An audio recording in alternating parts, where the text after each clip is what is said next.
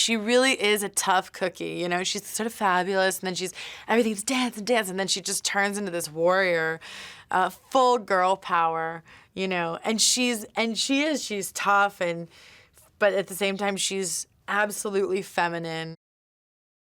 And her relationship to Poe is that she has a massive crush on him, but she acts as if he has this massive crush on her. And Poe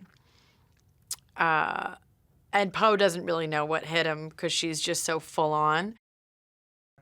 It's this beautiful, beautiful, magical village that he sort of comes in this very sort of treacherous terrain, and when he gets up into the sky, it sort of opens up into this very blissful, magical, beautiful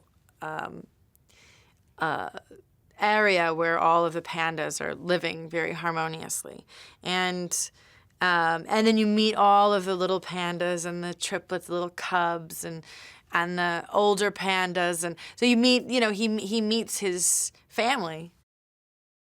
Well, at first I didn't know how far to take it, you know, how unapologetic she was. But then it became very clear that she's just totally unapologetic. She's just as big and as out there as I could go with it, really.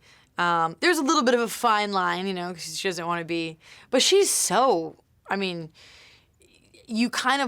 she's very arrogant, but in a really nice way, not in a bad way. She just sort of is like, you know, blindly in love with herself. He's scary and terrifying and all of that, but he's so insecure. So there's these great beats of humor with his insecurity of, you know, not being known.